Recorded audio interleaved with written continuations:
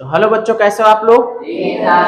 तो आज हम लोग जानेंगे कि किसी परमाणु में आयन का फॉर्मेशन कैसे होता है या फिर किसी परमाणु का जो है आवेशन कैसे होता है, कैसे उसमें धन आयन या ऋण आयन आ जाते हैं।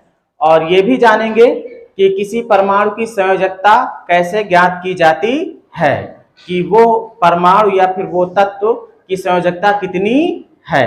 तो दोनों बातें आज हम लोग जानेंगे। सबसे पहले देखते हैं फॉर्मेशन ऑफ आयन, आयन का निर्माण या फिर आवेश का निर्माण।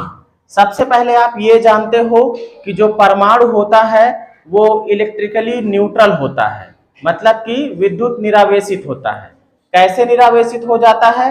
क्योंकि किसी भी परमाणु में जितने इलेक्ट्रॉन होते हैं उतने ही प्रोटॉन भी होते हैं। तो टोटली अगर देखा जाए तो जो परमाणु होता है वो न्यूट्रल हो जाता है। लेकिन अगर उसमें से किसी परिस्थितिवश ऐसा हो कि उसमें से कुछ इलेक्ट्रॉन निकाल लिए जाएं या फिर उसमें कुछ इलेक्ट्रॉन चले जाएं, तो ऐसी कंडीशन में क्या होता है कि जो परमाणु है उसका आवेशन हो जाता है, उस पर आयन आ जाते हैं। दो तरीके के आयन आते हैं, एक होता है धन आयन और दूसरा होता है ऋण आयन। एक निगेटिव चार्ज और दूसरा पॉजिटिव चार्ज। कैसे होता है पहले इसकी डिफिनीशन समझ लीजिए।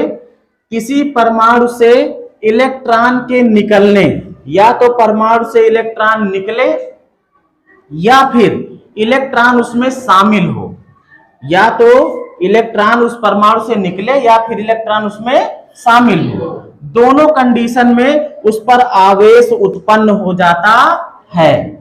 दोनों में अलग अलग आवेश उत्पन्न होता है। जब परमाणु में से इलेक्ट्रॉन निकलते हैं तो उसमें धन आयन होता है या पॉजिटिव चार्ज उत्पन्न हो जाता है, धनात्मक आवेश आ जाता है। लेकिन जब इलेक्ट्रॉन उसमें शामिल होता है तो उस पर ऋण आवेश या फिर निगेटिव चार्ज उस पर उत्पन्न हो जाता है। इसी को कहते हैं आयन फॉर्मेशन या फिर आयन। होता क्या है, जैसे मान लीजिए कोई एक एटम है, क्या है?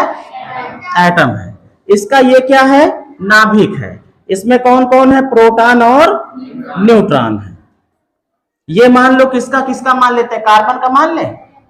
ये किसका है? कार्बन का। किसका? कार्बन का।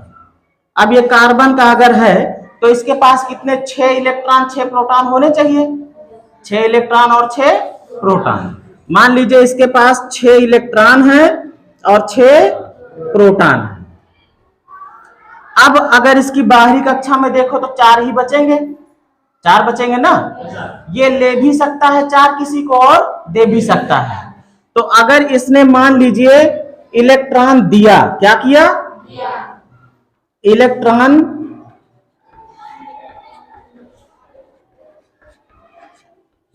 इसमें से निकले, क्या करे?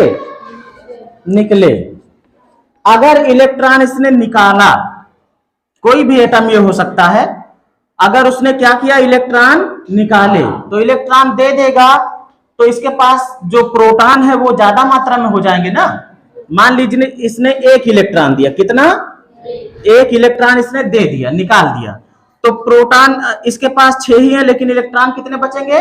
5। तो 5 इलेक्ट्रॉन 5 प्रोटॉन से संतुष्ट हो जाएगा, लेकिन 1 प्रोटॉन तो बचा रहेगा ना। तो ये हो जाएगा कैसा? धन आवेशित या धन आयन हो जाएगा। इसमें क्या हो जाएगा? धन आयन। अब वो भी कितने पे? 1 पे। 1 इलेक्ट्रॉन दिया है। अगर यूं समझो कि 1 इलेक्ट्रॉन ये ले लेता किसी से, 1 इलेक्ट्रॉन ये क्या करता? ले लेता है। 1 इलेक्ट्रॉन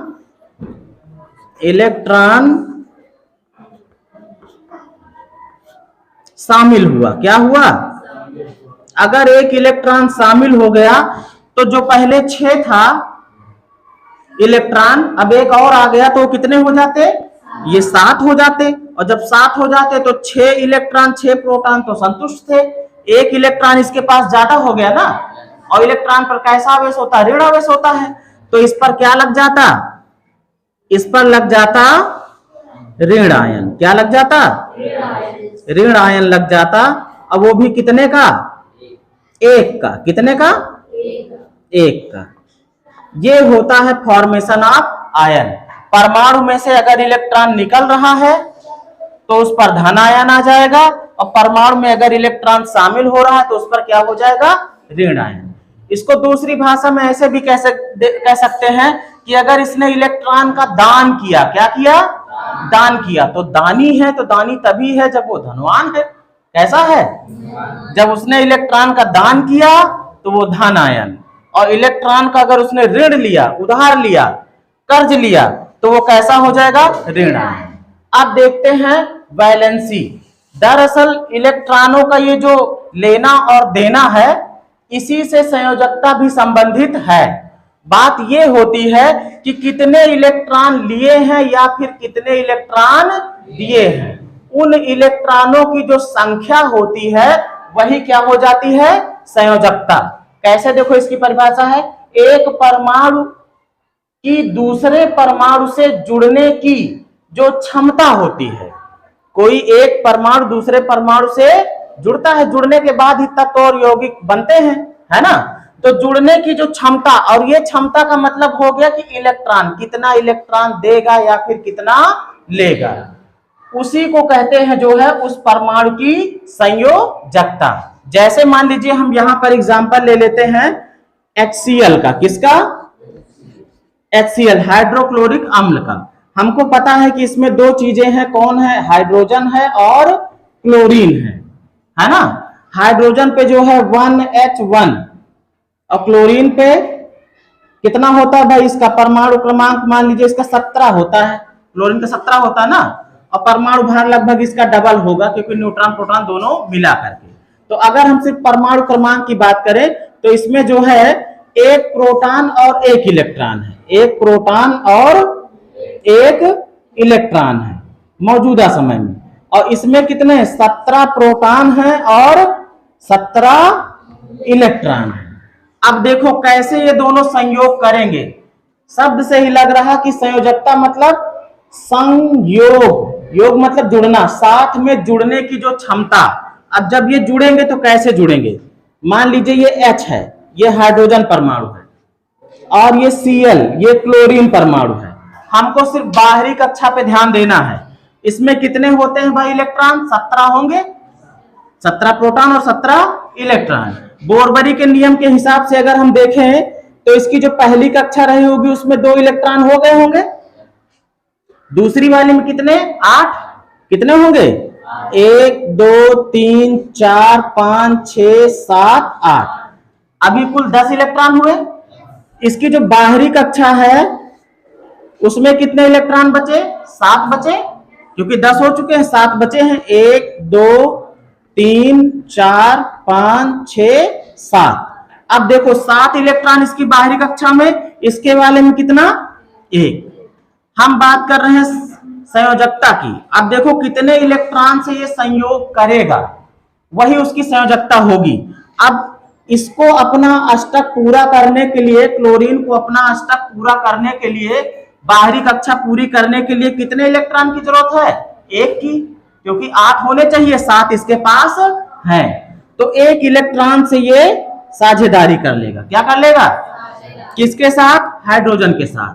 अब जब 1 इलेक्ट्रॉन इससे ले लेगा तो इसने लिया है, तो इसकी संयोजकता कितनी है, 1 है। क्लोरीन की कितनी है, क्लोरीन की संयोजकता कितनी हो जाएगी,